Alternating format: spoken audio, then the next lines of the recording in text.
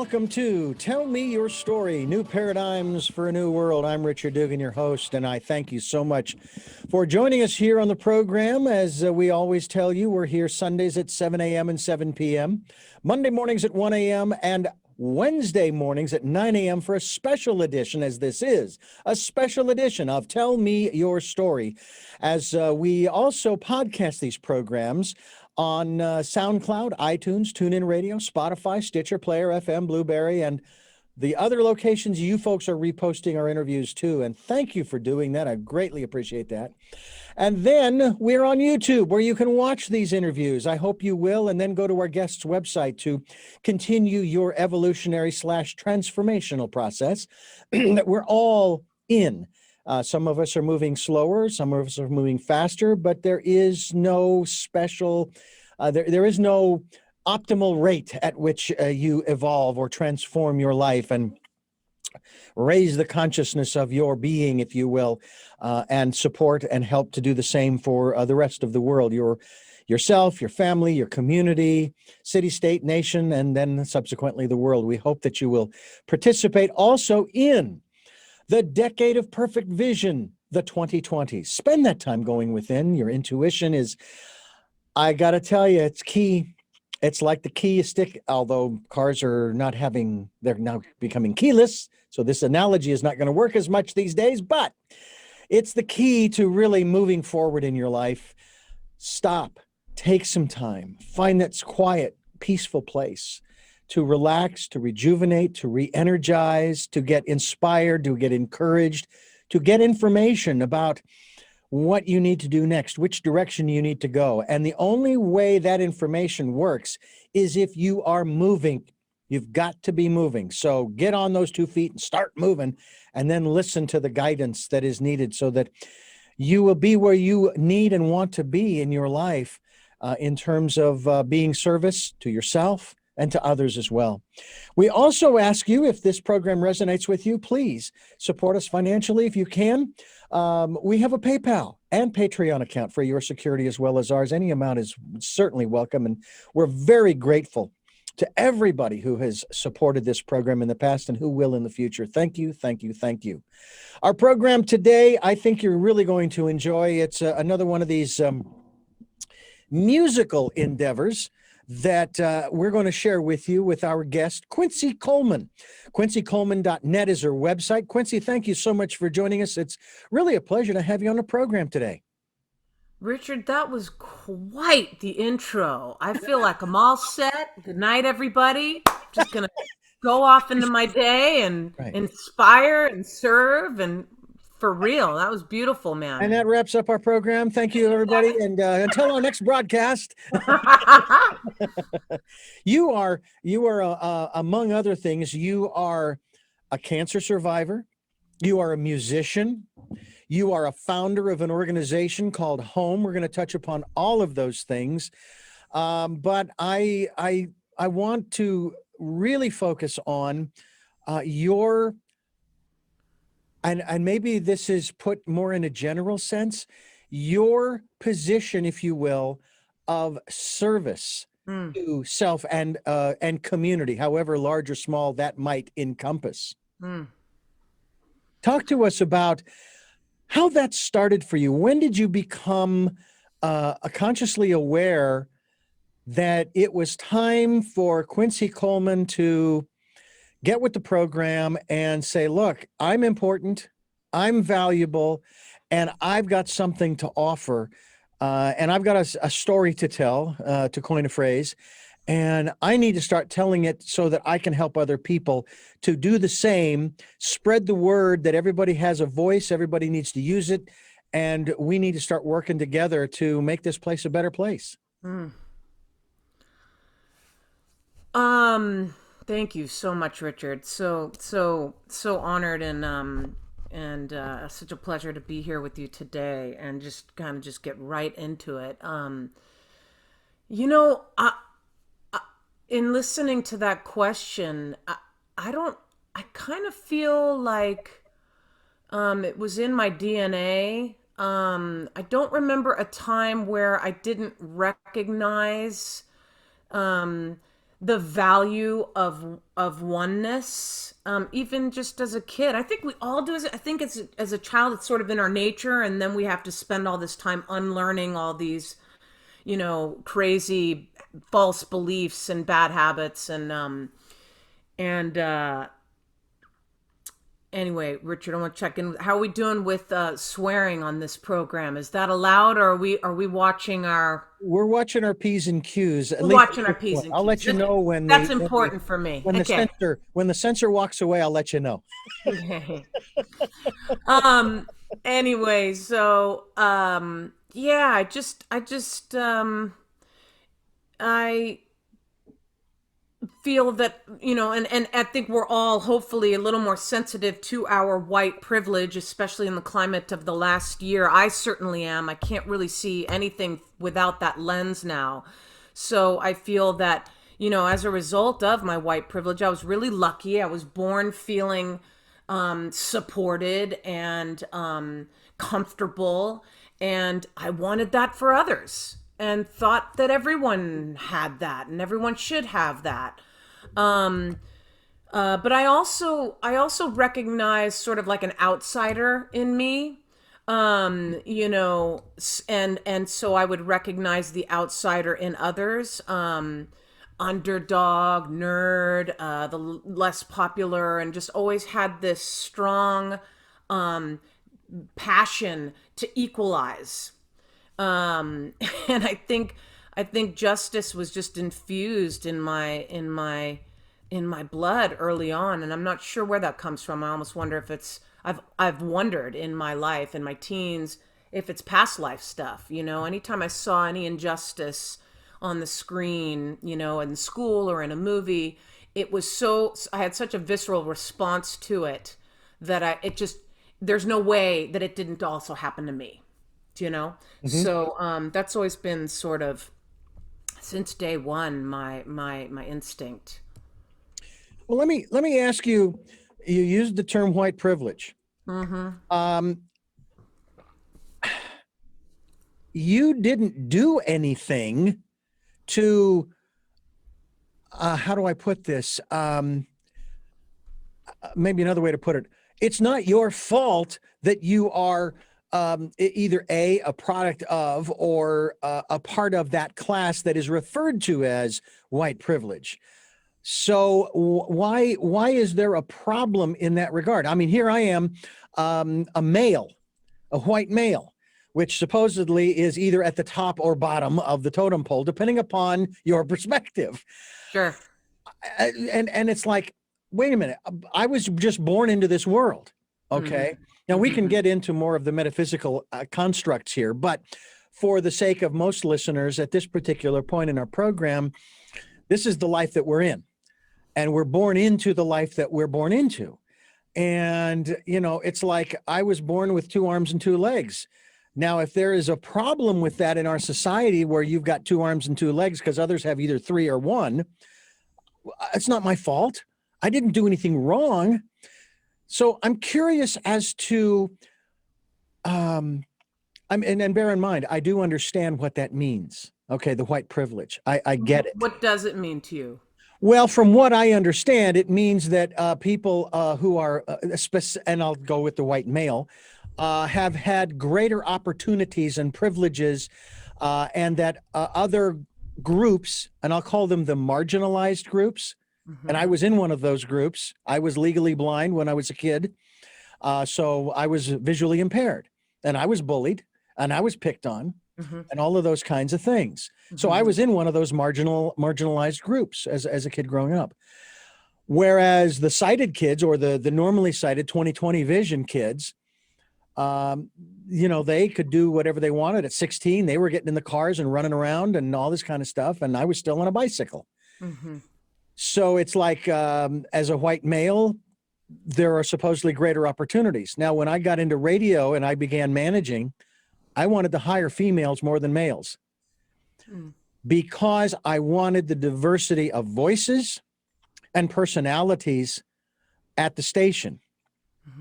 And 9 times out of 10, the guys that I was looking at hiring, they didn't get it, or they had a big ego, oh, I'm working in radio and that's what I'm going to do. But I'm not going to clean the toilets, which, believe it or not, was one of the part of the job description. Awesome. But I guess the thing that I think troubles a lot of folks is in understanding that at the same time, as I said earlier, I didn't do anything wrong. It's not my fault.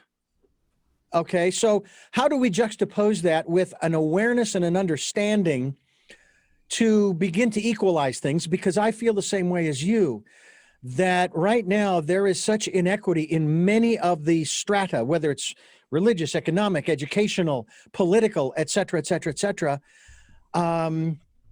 There's something wrong with the systems that we have, the institutions that we have, where a lot of folks don't have the opportunities because they don't have the choices. Not because the choices aren't there, but because they don't even know the choices exist, because they have been, is the right word, kept from those choices, and that information has been kept from them. Yeah, I know well, that's big stuff there, but it's amazing, talk to me. Richard. Yeah, I mean, and I just, as a white male, I just want to acknowledge, your willingness to be open to this dialogue and look at yourself and your story. There's so much in there. Just answer that question first and then go back. It's just the system, and I'm learning, man. I am not an expert. I'm learning myself. But from what I understand, the system is designed for those of our Black, brown, and indigenous brothers and sisters to fail. So, or to not succeed in the same way that our white brothers and sisters are too. So when you say words like wrong, we didn't do anything wrong, why is this a problem? It's not my fault. That's not vocabulary I even resonate with in this conversation. It's not even about fault, problem, wrong. So, and I understand why there is a tendency to become a little bit defensive. And I get it. I was there, I'm sure, years ago. What I'm learning is that just by being white, simply, we have privilege. No matter how hard we worked, whether we had dealt with a challenge like blindness, we have one step in the door that our Black, brown, indigenous brothers and sisters do not have. It is that plain and simple. No matter how wealthy, no matter how poor, no matter if we have white skin, we have a step in the door that they do not have. I get that. And from small things to bigger things, from getting a table to being hired to what have you. And the reason why I brought it up in my story is because I cannot help but look at my story now, especially when I'm being interviewed, through the lens of my white privilege. I'm not blaming anybody. I'm not saying I think it's a problem. Yeah. And the problem is that my Black, brown, and indigenous brothers and sisters absolutely 100% should have the same opportunities that I have. And I'm going to do everything that I can to educate myself and make sure that happens, that healing and that change can happen in my lifetime. That's why I'm here. Yeah.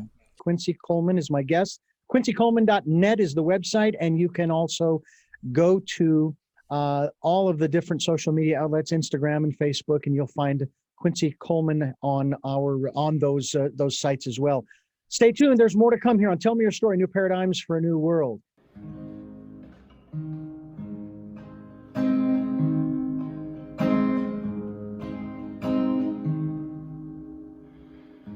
When you wish upon a star, makes no difference who you are. Anything your heart desires will come to you.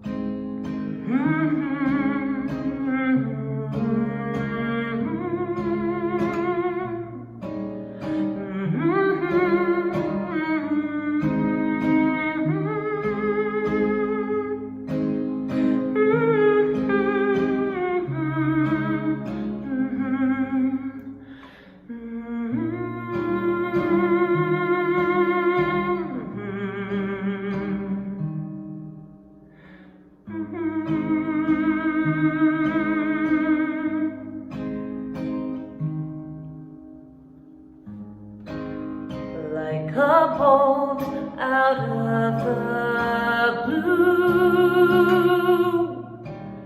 Fate steps in and sees you through. When you wish upon a star, your dreams come true. Your dreams come true.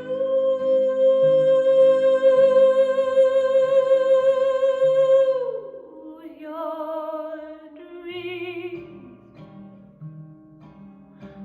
come true.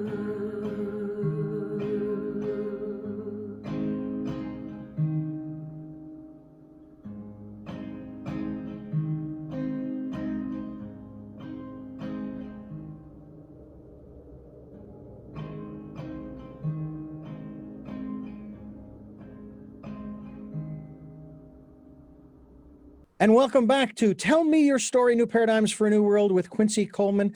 I do find it really interesting that in our society and in our culture, in the 21st frickin' century, Yeah.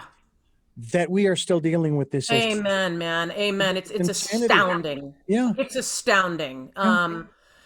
It's astounding. And I mean, I don't want to name names. I really don't.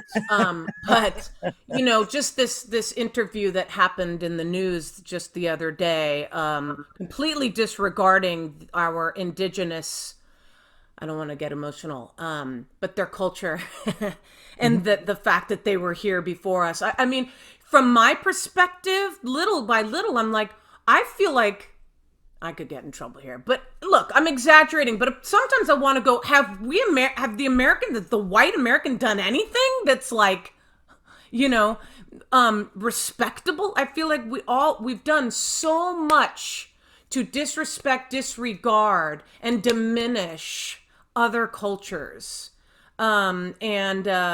You know, it's a big part of my story, my own healing in taking responsibility for the choices that I made in my past so that I could heal and make and change my future.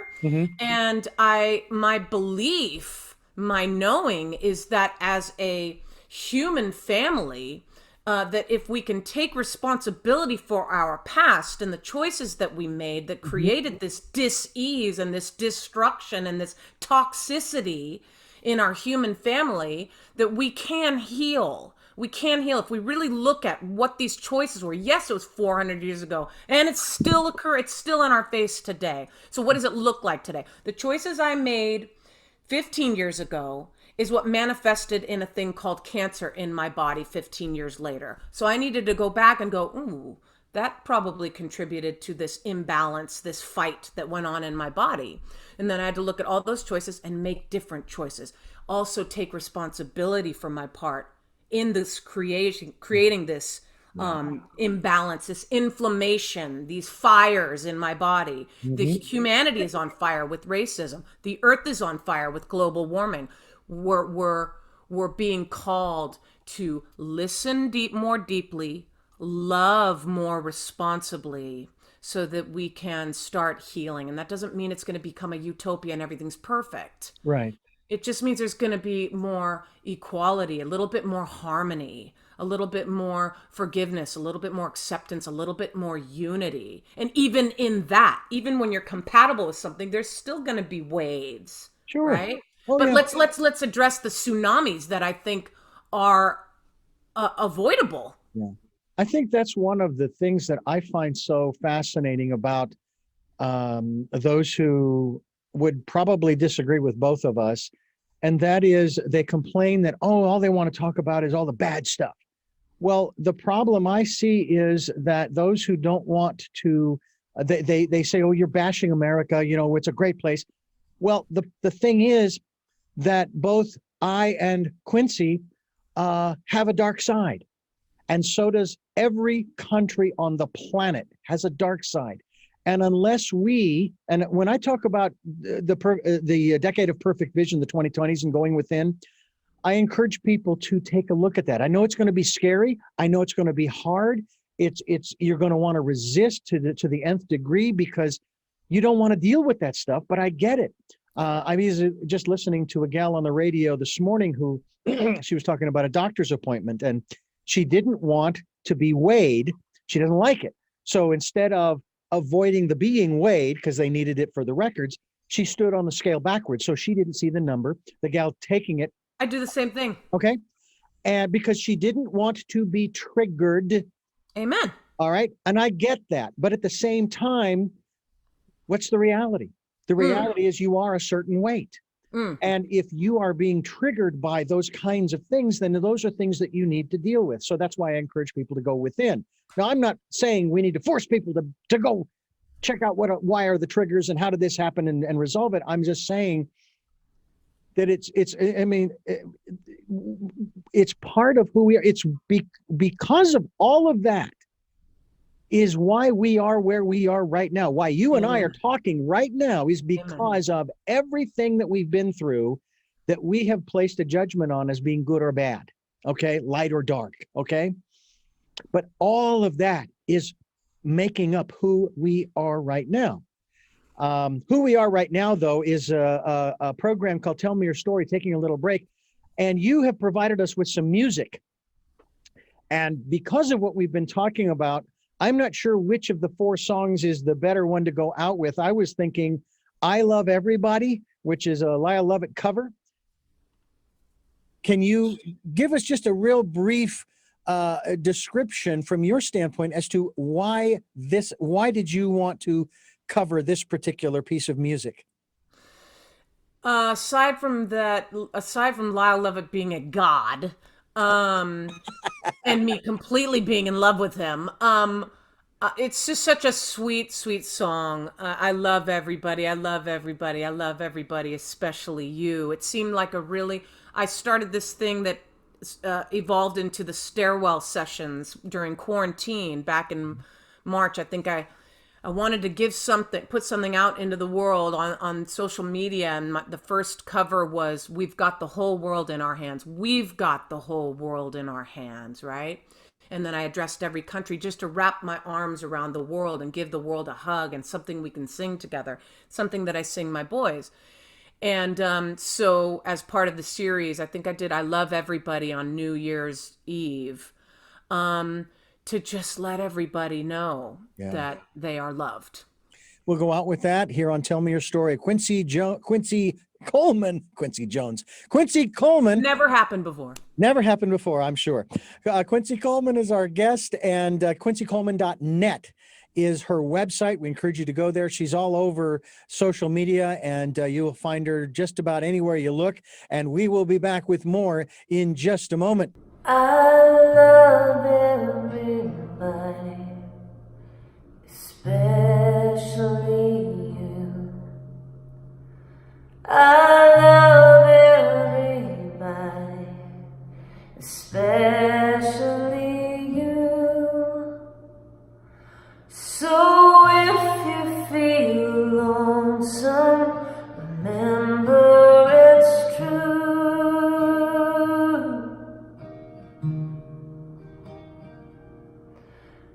I love everybody, especially you.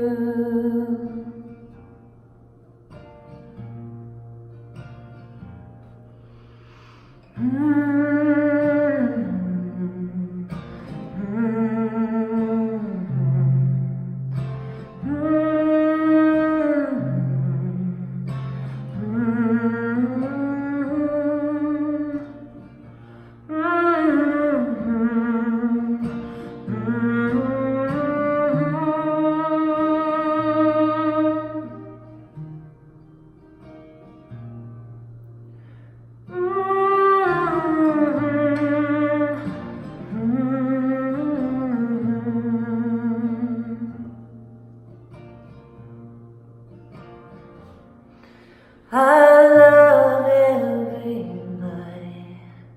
especially you.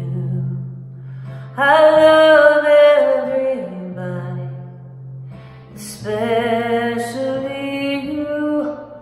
So if you feel lonesome, remember it's true.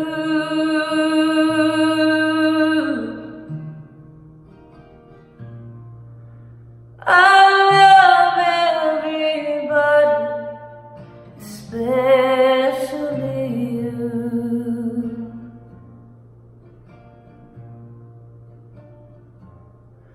I love everybody, especially you.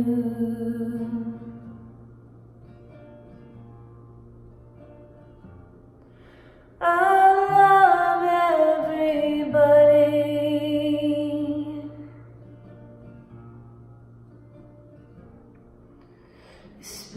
especially you.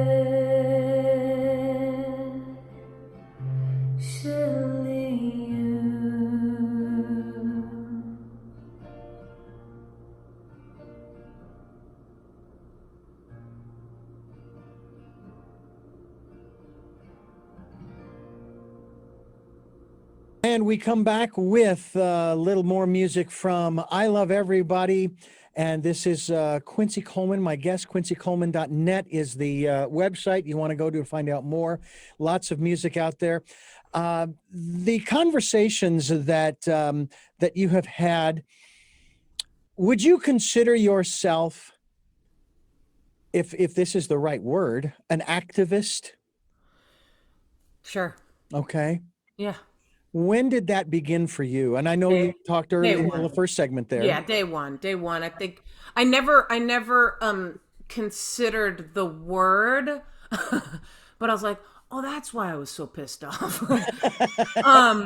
You know, so it's more comfortable to just sit in the activism, I guess. I just like fairness. You know, and I'm not saying I'm the judge or whatnot, but I just know that from my perception, I gravitate towards my perception of truth. I gravitate towards my perception of authenticity, and I gravitate towards my perception of fairness. And I've been like that since day one. Yeah. And just really looking out for, you know, recognizing those that are not seen, and a desire to, you know, just play down those who are, you know, put on a pedestal. That's just been my nature since day one. I remember doing that I remember having those thoughts in fourth grade, like really wanting to bring down the popular girls and wanting to celebrate the you know, less popular. And it's not really, it was more of just like, just belief in everyone, and a desire for fairness, you know, like I didn't feel sorry for the nerds. I felt like a nerd. I just was like, I'll never forget this one girl in our class who was, you know, the typical really skinny, really pale, you know, it's like you can't win. She was like really pure white, but even that was too white. But, you know, it's not that I didn't feel sorry for her. I just believed in her. Yeah. You know what I mean? Like, go hit the ball. You got this. You got this. And I'll pick you first for my team. You know, let's go for this. Yeah. Yeah. It's an interesting dynamic that we have and that we've grown up in, that when I got out of high school, after the years of bullying on and off throughout the years, throughout the grade school and high school, I go off, take 6 months off. I didn't go anywhere. I lived with my parents at the time. Then I went to junior college for 3 semesters. And then I started working at radio. And about 10 years after that, I started hearing about this conversation about bullying in schools. And I'm thinking, wait a minute. Yeah, we had that in my school. I remember that. I thought we were through with that. Yeah, well, obviously, because I was no longer in school, I wasn't exposed to it anymore. And it goes on today. And then, of course, social media has made it even worse, and anonymous, to which I say to folks who and maybe I'm wrong in this, and I'd love your perspective, but when I hear about people who are getting bullied on social media and they're complaining about this, that, and the other thing, I'm going, then shut your account down. Hmm. That's now I wasn't getting bullied on social media. I just didn't find I didn't have the time to deal with it. I mean, I know a lot of folks, they're doing blogs and they're posting pictures and videos and all of this stuff. And I have enough to do with doing these programs and also helping to run a radio station and then running I like to call it a small animal farm with 5 chickens, 5 cats, and a dog. Nice. It's pretty close to a farm right there. Nice. But and I was so shocked. I don't know why, but I think it was because I now was distant from the events that were going on in the schools, in terms of the bullying. And then when I started hearing about it, and then I began to hear about how it's going on in the workplace. Mm-hmm. And in many instances, and now this was a new one for me, but I understood it once I heard about it, self-bullying. It's those negative thoughts, the negative thoughts that we tell ourselves, I can't do that. And in the manner of speaking, that's sort of the bully within that is trying to keep us down, so to speak. But it's because of from the old beliefs, from maybe even the bullying. And then we started to believe what we were being told, right? Yeah, I think also it's just the nature of being human. Yeah. I think for me, I kind of associate it a little bit with the ego. The ego is also cool, man. The ego helps me, feel good about being on a stage and owning that. There's ownership and some power in there, but it's nuanced and I feel, just to be broad, to keep it more simple, the ego wants to generally take me down, right? And my soul is more humble and knows that this isn't really me doing this. I'm actually kind of just a channel for this universal energy, right? That knows oneness, that knows that I am one with all things, including my table, that knows that respect and reverence and treating things with sacred intention, everything, food, my home, my children, my parents, and I don't do it. I'm completely imperfect because I'm human. And so there's that shadow voice that wants to take me down, which for me, the closer I get to my soul and my heart, the clearer the shadow voice becomes. So they're very right there. They're right there. The shadow's ready to take me down, and the authentic truth is ready to lift me up at all times now. At all times. So it's just a matter of recognizing, becoming intimate with those false beliefs, becoming intimate with that voice, that saboteur that wants to take me down, says I'm not worthy, right, all the rest of it, and get really intimate with that voice so that I can really recognize it as that voice. And I've become where I'm almost grateful for those moments of darkness. Not almost, I am grateful, because it's the yin and yang. You have to have it. That's what actually centers me. It actually makes me go, oh, this is that time where I get to let go. This is that moment where I take a pause, like you were talking about in your intro. This is where I take a pause, I take a breath, and all of a sudden I go, wait a second. That's just, everything's fine. Everything's fine. Yeah. It's amazing. It's amazing how you can be sitting here in one moment and watch a thought take you down and make this moment look like hell, or choose the other thought and make this moment heaven. Yeah. It makes me think of that one paradoxical phrase or question. What is the sound of one hand clapping? You have to have 2 hands in order to make the clapping sound. Yeah. And with that, we're going to take another quick break here. We're going to go out with Pride in the Name of Love. Tell us real quickly about that. We'll go out and come back in the next segment with that. So my brother Randy Coleman he was playing that song in church one day, and I was like, damn, that's a great version. So years later, I just started kind of tweaking with it, finger picking. And not only is it a great song, but, it's about Martin Luther King's day of assassination. And I believe, there's some reference to Jesus as well. It just is a powerful message, a beautiful song, and I posted that as part of the stairwell. So I went into the stairwell in my building and posted that on Martin Luther King Day. We are talking with Quincy Coleman. QUINCYCOLEMAN.net is her website. She's on social media, Facebook, I'm sure, Instagram, and all over the place, where you can find out more about her and the work that she's doing, we'll call it the activism, where she's involved in trying to bring about some level of equanimity and equality in our society at all levels. And quite honestly, we're not talking about utopia here. We're just talking about fair play. If you're playing a game, there are a set of rules. And everybody is supposed to play by the same set of rules. And that's all we're asking for, is that everybody plays by the same set of rules. And with that, one of the rules is to take a quick break here on Tell Me Your Story, New Paradigms for a New World. We'll be back in just a moment.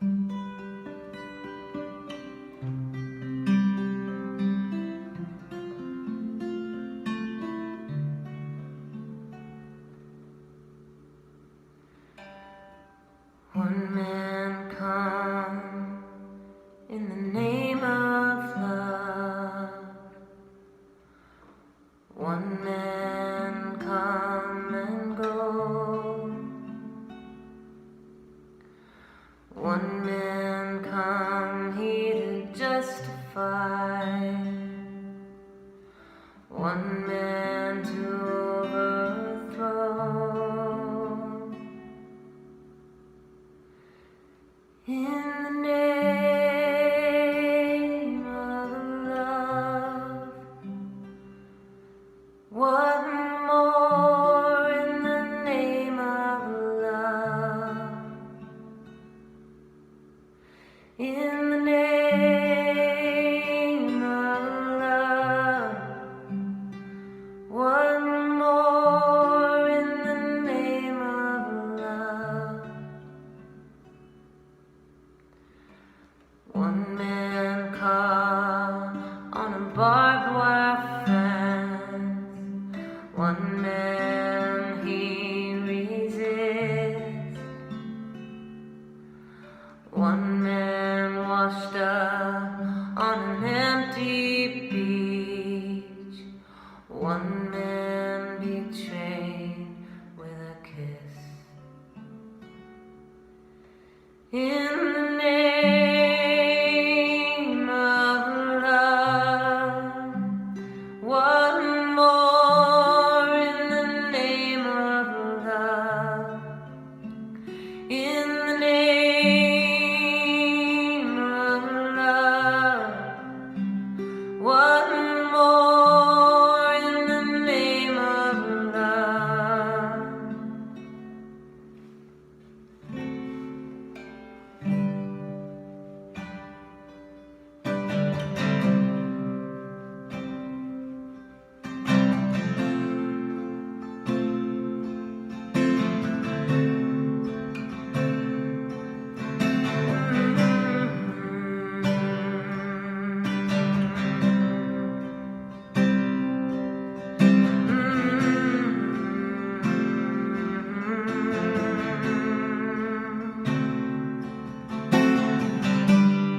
Early evening, April 4, shot rings out in the Memphis sky. Free at last, they took your life, they could not take your pride. In the name of love, what more in the name of love? In the name of love, what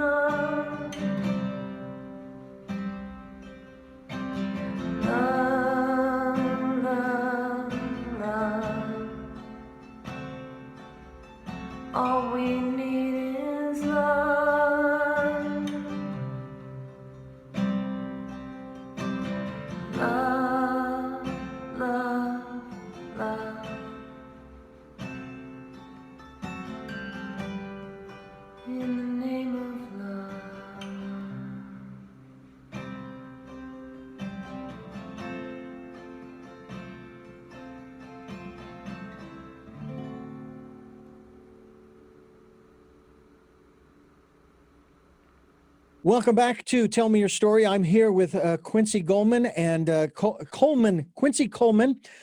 She has a website. It's QuincyColeman.net. I don't know what is happening here, but what I do know is the music is beautiful, and we're going to listen to some more of that here in just a few moments.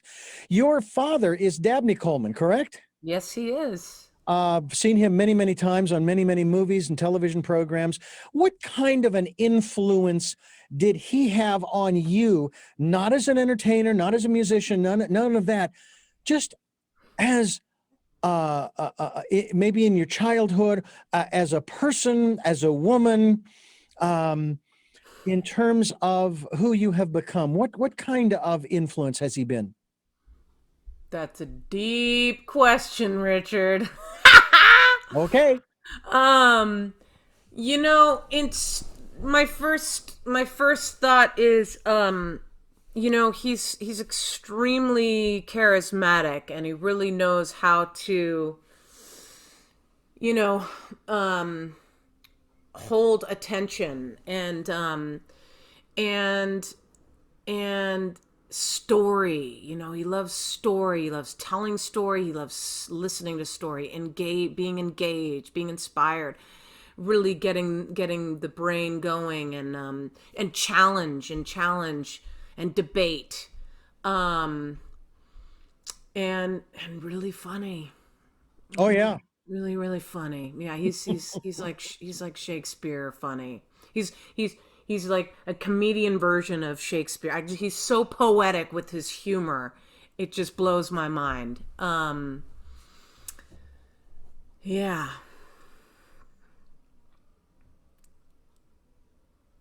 Well, I tell you, it's to me fascinating to hear a lot of this, and wondering too about your did he ever want you to follow in his footsteps and get into the entertainment industry in that context that he is in? No, I mean, I don't think so. I think our whole family is very artistic and creative. And interestingly, music was really strong. Forgive me for those beeps. Music was really strong in our home. Mills Brothers, John Denver, Merle Haggard, Evita, you know, musicals and country music, and so I would say that was a big influence on all three of us. We're all three singer-songwriters who have all dabbled in acting as well. But there wasn't this big push for it. I think it just sort of evolved that way naturally. Well, I'll tell you, it's one of those things that I find so interesting in regards to the entertainment world, as it were, and trying to figure out our place in the universe, as it were, because, and here's, maybe this is a better way to go at this. I'm kind of stumbling through this particular element here, but one of the things that I find so, again, sort of frustrating is when I hear criticism of people in the entertainment industry by outsiders who complain that, oh, you shouldn't be talking about that stuff. You have no business as an entertainer being an activist. And I'm going, wait a minute. Are they not, and in this case, are they not an American? Do they not have the right, the same rights as you of the First Amendment, freedom of speech? I don't understand how you can say that about this person when they fit the criterion for saying those things. You know what I'm saying? You know, and have the platform. And it's like, why is it that they don't get to have the same rights that you do? And there's another area where we, you know, as we were talking earlier about this whole issue of privilege, whatever the category you want to put it into. What are your thoughts about that? Because you are in the entertainment industry, because you're a musician in particular, and you've got great music and great videos as well. We're going to hear another one here in just a minute. But talk to us a little bit about your perspective on that kind of criticism. I mean, come on, you're an American. You have a Yeah. voice. You know what, Richard? I'm guilty. I'm And you have a guilty. mind. What's that? And you have a mind that works Yeah. really well. I'm guilty of it. I don't know. Maybe it's just societal. I don't know. I was guilty of that way back. I'm remembering specifically when a certain actor won an Oscar for a role, and then all of a sudden he was like became an activist for this issue. And I remember thinking the same thing, going, you're an actor. I don't know where that came from, especially me. Like, that's fantastic. Maybe there was a little bit of like, maybe there was a little bit of like, it would have been nice if you were aware of this issue prior to getting an acting role on it or something. But God almighty, give people a break. This is a long time ago. This is like 25 years ago. So, what's my opinion about it is, man, anybody and everybody who has the courage to stand up and give voice to something that will be exposed to a large audience that's listening in order to educate, inspire, heal, and infuse change, I say yes, that's fantastic. I have no idea why I was one of those people that actually did, had that same feeling. It must be something that, we were raised to think, like, just act if you're an actor, just sing if you're going to sing. I don't want to hear, it's ridiculous. That's exactly, you have the opportunity to highlight a message that's encouraged, in my opinion. Well, absolutely. And sports as well. I mean, even in the sports industry. And I find it interesting too, and this was after a little bit of research, and of course the big controversy over, I can't remember his first name, but the last name I think was Kaepernick, took a knee at a football game during the national anthem. Colin. I began to do some research on that. And what it turns out is that is probably one of the most submissive and respectful positions that one can take.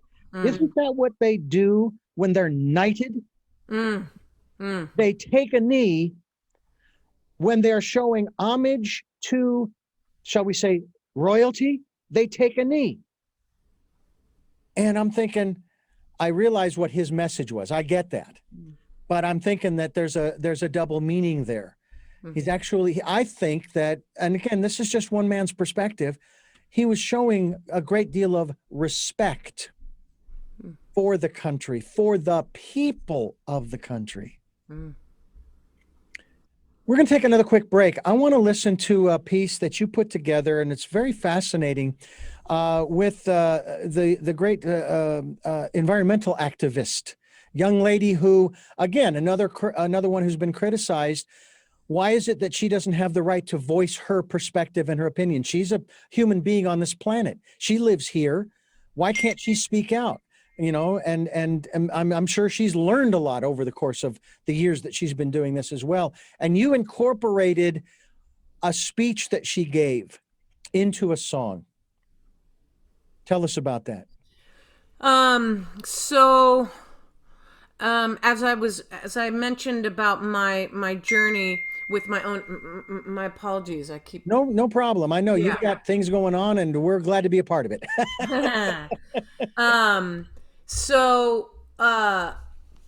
Basically, I mentioned about my own healing. I was diagnosed with stage 4 non-Hodgkin's lymphoma cancer 11 years ago.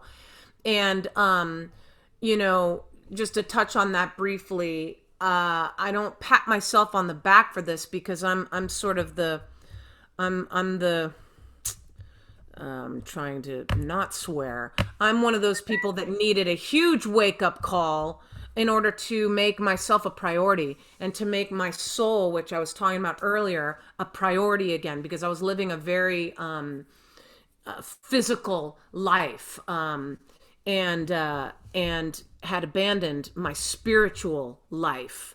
And therefore, I became very aware early in the diagnosis that the cancer was a physical manifestation in my body of my having abandoned my soul.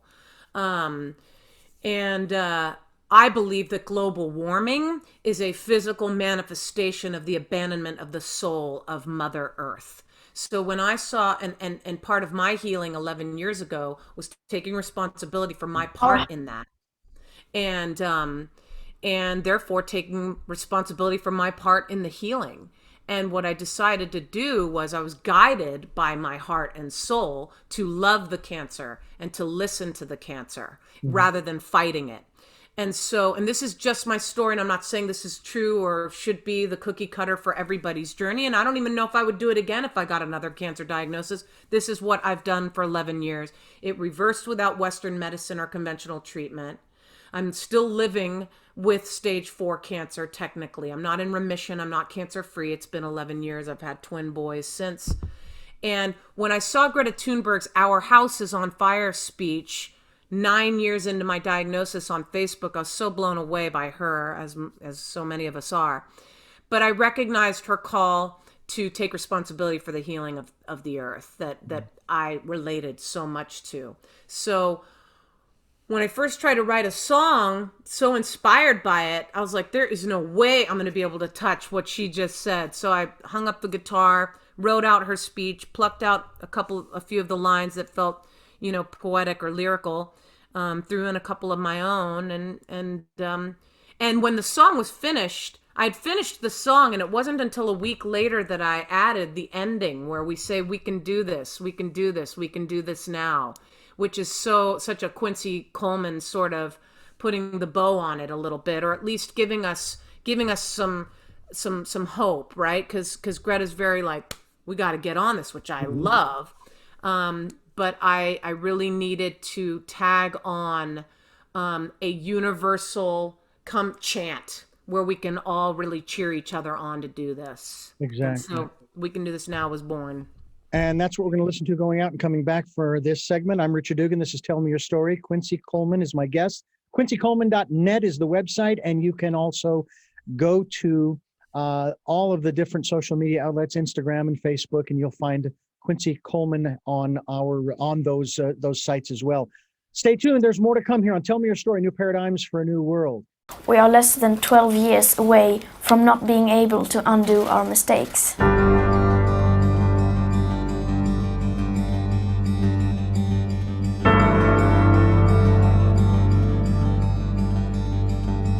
You to panic. Now is the time to speak clearly. Now is the time to speak more clearly. Our house is on fire. Our house is on fire. We still have everything in our own hands. Still everything is in our hands. Run as fast as you can.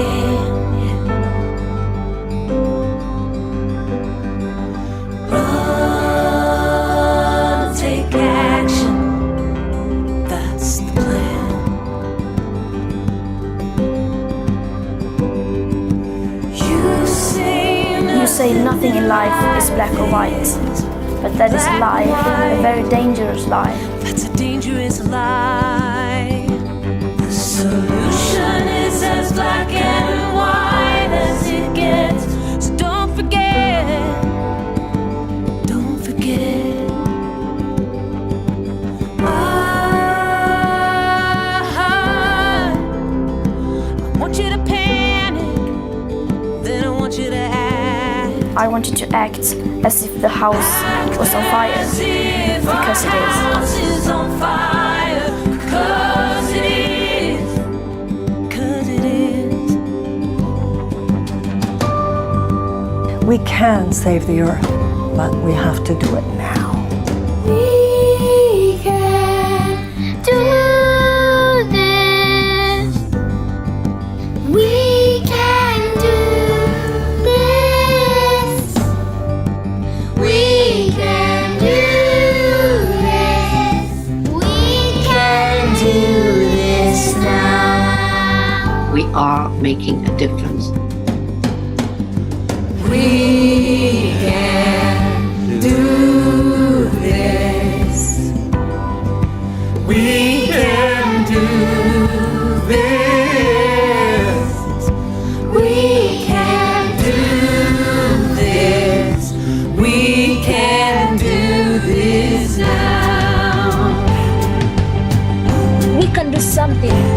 sure that the ecosystems, the lakes, the rivers, the soil, they are protected.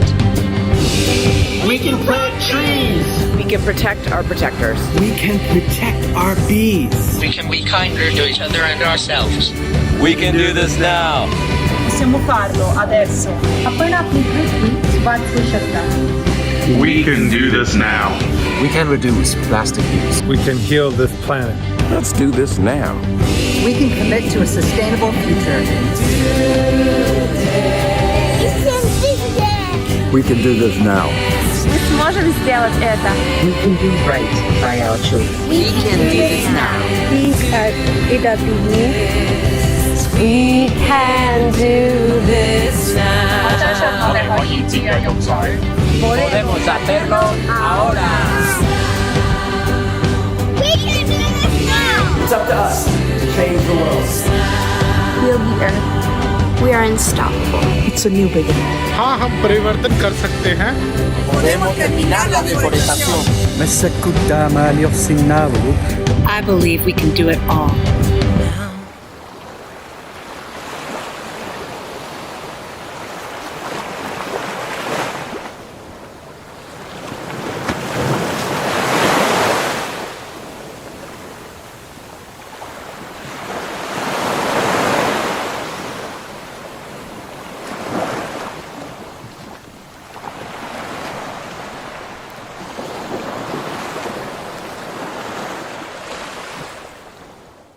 And welcome back to Tell Me Your Story, New Paradigms for a New World with Quincy Coleman.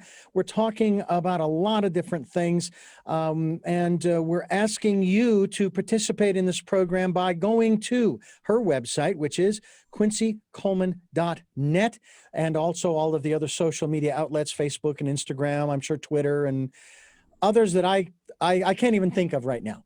But they're out there, and you know, it's almost like there used to be a program called Hoot that if you went to it would distribute all of your information to all of the other sites that you were already signed into, and I can't even remember exactly what it was for. If it was for emails or if it was for social media or downloads, I don't remember. But that would be kind of nice. Because having to go to all of the different sites, set up accounts, and then put everything in there, it's like, it's too much. I'm going back to the old school. Give me a piece of paper and a pencil.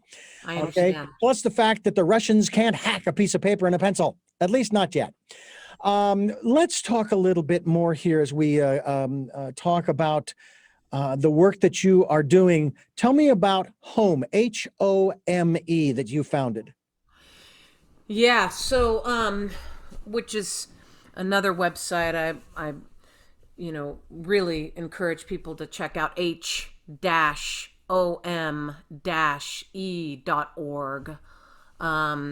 H-OM-E.org. H-OM is a nonprofit organization born from basically needing a place for the video for We Can Do This Now to live. And then we became a nonprofit, 501c3 last year, which I'm very, very excited about. And we are creating, educating, celebrating calls to action for justice, healing, and unity, taking responsibility for the past, healing and transforming the present, and changing the future, one community at a time. We have a program called Planting the Seeds, and planting the seeds of justice, healing, and unity. We're starting with the issue of the environment. We will be addressing many issues: racial justice, disability, LGBTQ, unhoused, gun control, etc.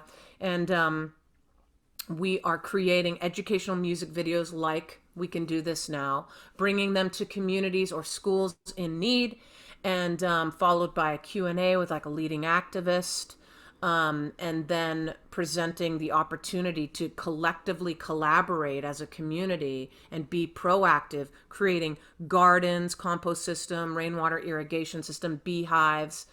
And when we address the racial justice with the racial justice video, that will be next to the song "We Are All in This Together." We will be offering communities and schools in need to create monuments to Black, Brown, Indigenous leaders, which I am very, very excited about. Well, I will say that there are a lot of organizations out there that are trying to do the same thing. Do you collaborate with any of them in that regard? And I know you're still fairly new. Yeah, we're brand new. So, yeah, I look forward to that. Right now, we are talking with an organization called Aspiration. They are plant your change. They're asking people to leave their banks that are attached to the fossil fuel industry, and to once you join up with them, all of your change from transactions will go to planting trees. Yeah. You know, one of the interesting things that was shared on this program by one of my guests, and I kind of brought this up about how people feel that we need to go out and we need to take down the institutions that are no longer serving us and replace them with new institutions, which would serve us. And he said, well, actually, what we need to do is not tear down the old institutions. We need to build new institutions that make the old ones obsolete.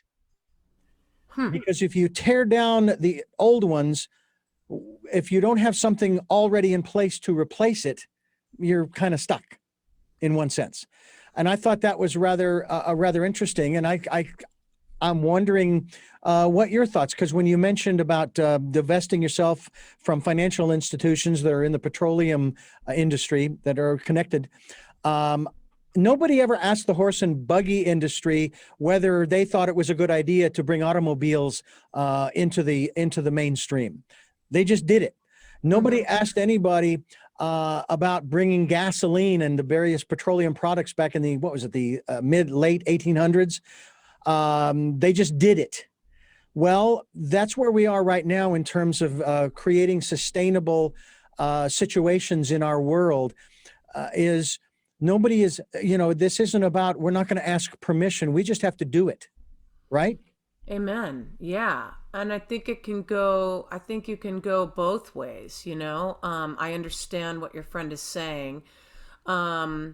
And for me, I'm just learning. I'm not a radical environmentalist. Greta Thunberg inspired me. I need this program. I need the educational music video.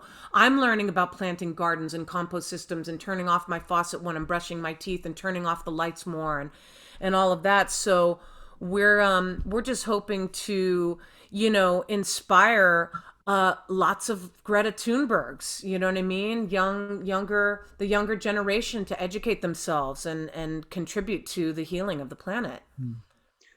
There's a line in our founding documents that says that we are we the people, in order to form a more perfect union, establish justice, ensure domestic tranquility, promote the general welfare, that specific one, and then to preserve, I've got to remember how this goes now. We the people inform, and to preserve the blessings of liberty to ourselves and whom? Our posterity. Who's our posterity? Our children and their children and their children. Do you think that we are even close to doing that in this country? No, which is so fascinating. But we've evolved, right? We've evolved. So we need to catch up. We need to catch up with those words, right? We need to make those words true today, and there's a line in that song I was just mentioning, "We Are All in This Together," where in the bridge, this is the song that I'm going to create a Black history video, the truth of Black history. And there in the bridge, I say, "Land of the free, or free just for me? Justice for all, will we heed the call?" Right? So, no, I don't think that those words, I don't think we are living those words and being true to those words today. But I feel that we are in the middle of a big wake up call, just like my diagnosis, to come home to our hearts. And it's a stage 4 state of emergency that we are living in right now.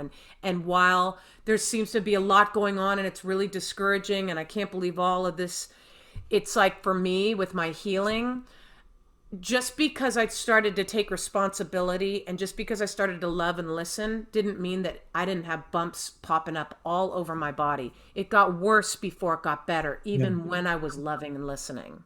And I feel like we might be in the it gets worse before it gets better. Well, the visionary and futurist Barbara Marx Hubbard, the late Barbara Marx Hubbard, when I interviewed her back in 2007, and I had the privilege of talking with her maybe 2 or 3 times on this program since then, before her passing, she talked about how, and this is 2007, mind you, we were going to be going through what are considered birth pangs. Now, you have had children. You know what that's like. You know the pain of giving birth, okay? It just is, okay? It's not good, bad, right, or wrong. That's just what happens. And she says, we are going to go through that. And as you sort of put it, it's going to get worse before it gets better. We don't know if we've reached the climax yet, the apex, if you will, of that worse before it gets better. But we definitely know we're going through it. Yes, and we're identifying it all over the place. Yeah. We're documenting it, we're recording it, we're filming it, we're pointing at it, we're talking about it, we're naming it. All important. And like your friend said, and as I've sort of seen and identified as, we're in the birth canal. It's dark, it's weird, it's uncomfortable, it's scary, it's, you know what I mean, before the birth. Yeah. It's, to me, a most fascinating journey backwards when I start thinking about, as you talked about how you were thinking about things even as a child. And I remember, and I can't remember if this was before I started working, okay, or right around the time I started, I began to realize that that system, which I was either had just entered or was about to enter, the working world, although the word wasn't used sustainable back then, wasn't sustainable, because the philosophy is that, and back then you stayed at a job for 10, 15, 20, 30, sometimes 40 years. My dad worked for a company for 25 years before they moved. He chose not to move the family and then went back to college. But I began to take a look at how, okay, I'm going to go get a job, my first job, let's say, and I'll start out at maybe minimum wage or whatever the bottom of the rung is, and I'll work my way up. And if I stay there, I'm going to want to bump up every so often. You know, I mean, come on, if I'm a hard worker and I'm trying to do more, I'm going to want more. Absolutely. Well, the only way that they're going to be able to do that, to give me more, is that they're going to have to charge more for the product or service that they provide. And of course, what's going to happen then is the people who buy that product or service, be they individual consumer or, you know, wholesale, you know, other companies, they're going to see the bump up and they're going to have to raise the prices of their items. So that means it comes back around to me. Oh my gosh, prices are going up. I need another bump up. And then that cycle keeps going and going and going and going. And I'm going, you can't sustain that. That's impossible to keep that going, because eventually we're all going to be, well, at least we should be, earning hundreds of thousands, if not millions of dollars as we move through our careers, especially if we stay at one company, unless of course they lay you off because it's costing too much or whatever the case might be. And I thought, there's something wrong with this system. I interviewed a gentleman some years ago. He's since passed. His name is Jacques Fresco. And he designed the Venus Project out in Florida. And he's an architect, he's a futurist and so forth. And he talked about his vision of the future and these cities. And they were more circular than anything. And your workplace was within that cluster. Even your home was. And if you wanted a car, you could have one, but you wouldn't need one because there'd be, shuttles and trams and all of these kinds of things. And you wouldn't need money. That that he says one of the three pillars is that instead of a monetary system, it would be a resource-based system where the resources would belong to all the people, even though you'll still need distribution, you'll still need the distribution, but the distributors won't own it. They won't control it in that sense. And I thought, well, the great example I thought of was, okay, let's say you needed for example, a USB drive. I need to give somebody some files, so I need to go get a USB drive. So you walk into the center where they have all of the tech stuff, and there's this big bin, and you go in and you just pick up a USB drive and you walk out. All right? That's amazing. Here's what's interesting. I'm walking out, and all of a sudden, a guy comes up behind me and says, I want the USB drive. And I turn around and I say, well, but if you just go down the street there, he says, no, I want yours. And there's nothing on it. I haven't used it yet. So I give it to him. Now, he's not stealing from me because I can go back to the store, the distribution center, and get another one. They're an abundant supply. So there's, from my perspective, I'm giving it to him. He's not taking it from me. I'm choosing to give it to him. Yeah. There's plenty for everyone. There's plenty. And so when we talk about this aspect of plenty of resources, do you believe that there's more than enough on this planet for everybody, but that the problem is distribution, not the actual resource? There's more than enough for all of us. I think about water, fresh water. It's available if we would choose to be more diligent about, say, collecting rainwater. Yeah, I mean, the truth is I don't know the answer to that question. I resonate with what you're saying. I wouldn't be surprised if that's true, but also what comes up for me, and again, I don't know. Population, man. There's a lot of people on the planet. And I'm guilty. I brought 2 more into the world, you know. I've thought about it. Believe me, I'm like, shit. I mean, shoot. I contributed. We're good now. Okay. You're gone. Yeah, so, there's a lot of people here, and anyway, I have some other thoughts about that as well that I'm not ready to kind of put out there. I want to articulate it more, but there's a lot of people here. There's a lot of people here, and I don't know if yeah. Well, I know this, Richard. Let me just finish by saying this. Sure. I feel like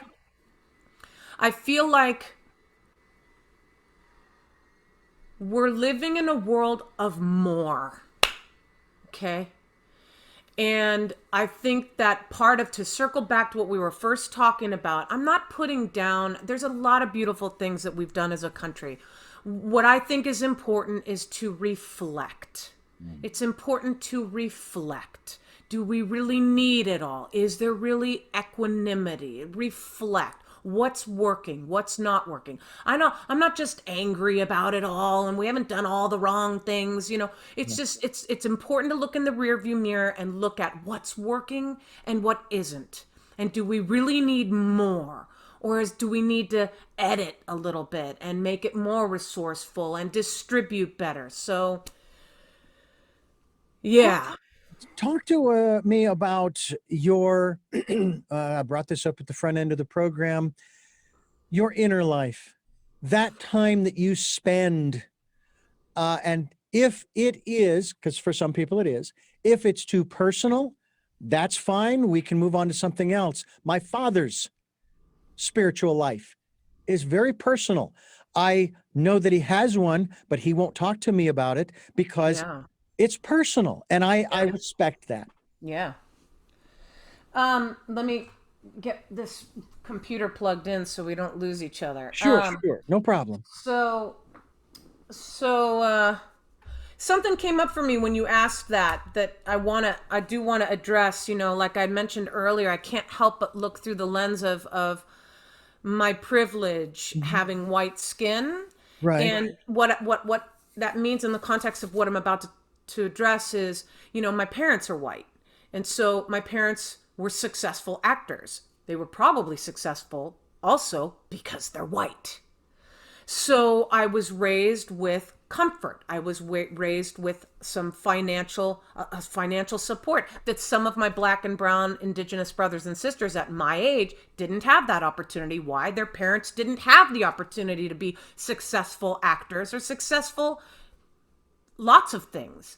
So I do want to just mention, as a part of my healing story, that I had the luxury to pause. I had the luxury to receive the cancer diagnosis as an opportunity to come home to my soul and to take this pause and to reevaluate and reflect and love and listen to my cancer, which sounds really amazing of me. But I also had the financial support to do that. And I would love to see that in the healthcare system, and for everybody to have the opportunity to not have to just clock into work the very next day after a stage 4 cancer diagnosis and maintain the stressful lifestyle, but have the opportunity to pause and come home and listen. I wish that we created more space in the world. That's what I would love more of, is more space, more room to breathe. So when you ask me about my inner life, it's about creating that space, about creating that silence, so that we can hear, the truth. I don't care what you call it. Truth is one, paths are many. God, Shiva, a tree, silence, a candle, whatever it is. It's that space that we all know, where there's a voice inside that tells us what to do, that supports us. There's a voice in us that doesn't support us, and there's a voice in us that does. Right. And I just hope that we can create more of a world where people have the opportunity to get closer to that voice. And my experience is that voice is in the quiet. And I'll tell you, it's hard to find that quiet when you got 2 7-year-old boys with, like their first grade teacher said to me, your boys have a lot of energy. If their teacher is pointing out and highlighting that your boys have a lot of energy, so it's hard to find that, but I try, and I'm not perfect, and it gets noisy in here, and it gets noisy in my home, and it's a lot of work and a lot of discipline, and a lot of consistency to build that quiet space to hear the supportive voice, and then the goal for me in my experience is to have enough in the bank, right? To have that muscle strong enough that if you do fall, or if it does get noisy, you know how to get back up stronger, and you're not so injured. Right. It's not about being perfect. It's just about creating that cushion and those deposits that you can withdraw from, even in those moments where you forget, so that you can respond to life rather than react to life. Right. Yeah, that's a key. That is a big key.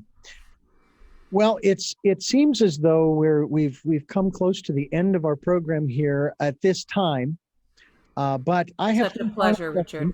I'm sorry? Such a pleasure. Well, thank you very much for joining me, and I would love to have you back again to continue this conversation. I think it's an important one. As a matter of fact, that's a phrase that I've heard quite often, especially in the past year, the year I dubbed that in September of 2019 as the year of perfect vision, 2020. Now, I had no clue what was coming. But I have a feeling that when we reflect on it, it's going to reveal how much it gave us in terms of that time to reflect, in terms of, some people have called it a reboot, if you will, to use a computer. Pause. And the pause, we can call it that. And here we are in 2021, and we're starting to, come out the other end of the tunnel, so to speak. And so it's, to me, but the one key phrase I kept hearing, especially with all the turmoil we had in the summer of 2020, at least we're having a conversation.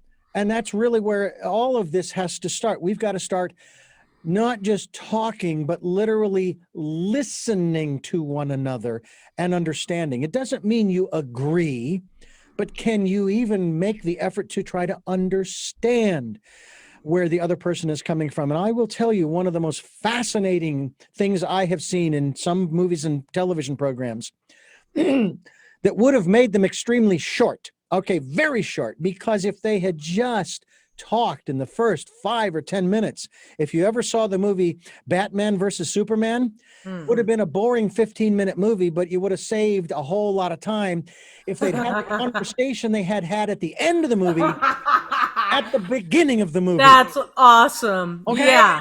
Yeah, whoa, let's start our next conversation there. You got it. You got it. I have 3 final questions I want to ask you before we let you go, and I thank you so much for giving us so much time.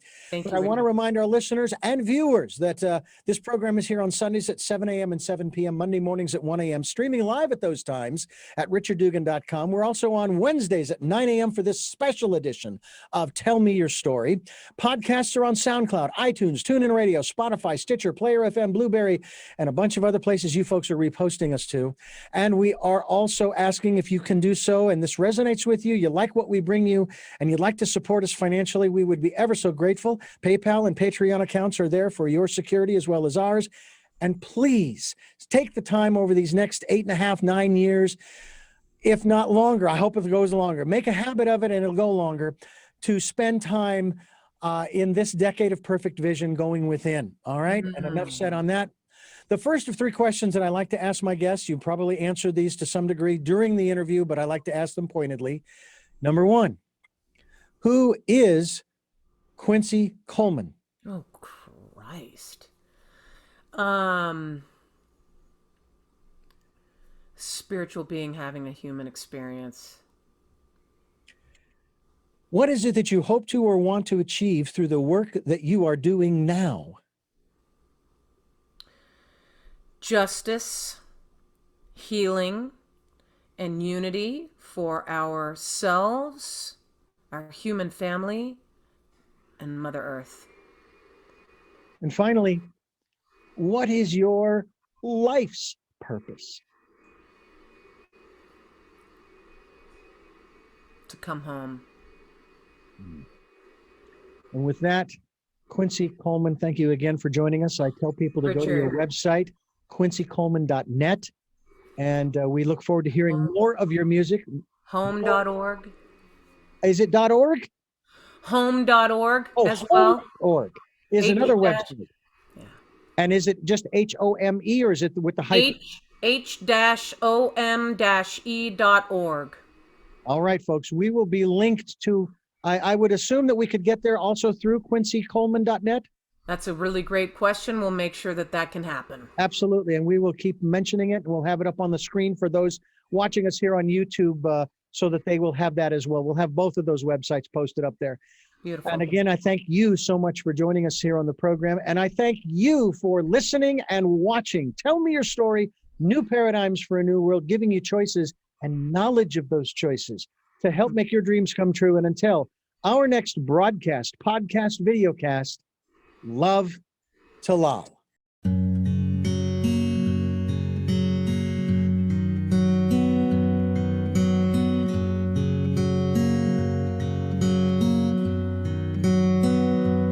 When you're weary and feeling small, when tears are in your eyes, I will dry them all.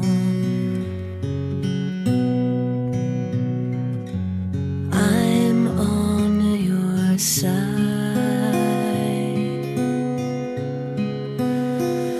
When times get rough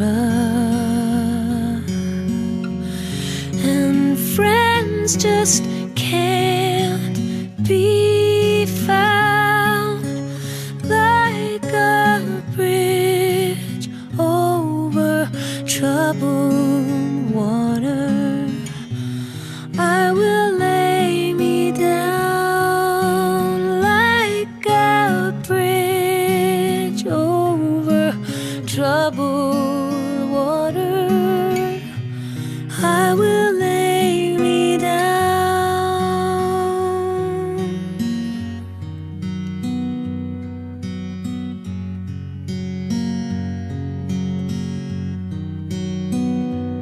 When you're down and out and on the street, when evening falls so hard, I will comfort you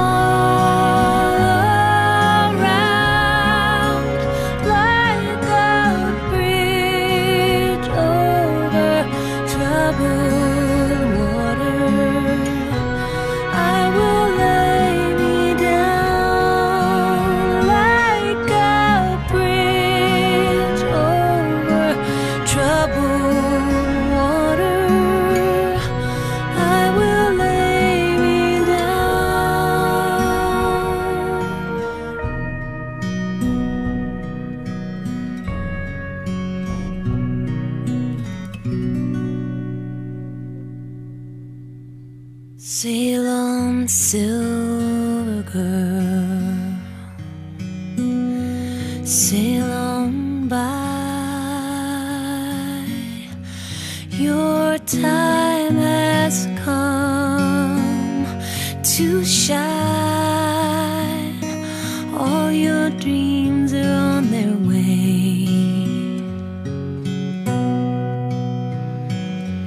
See how they shine.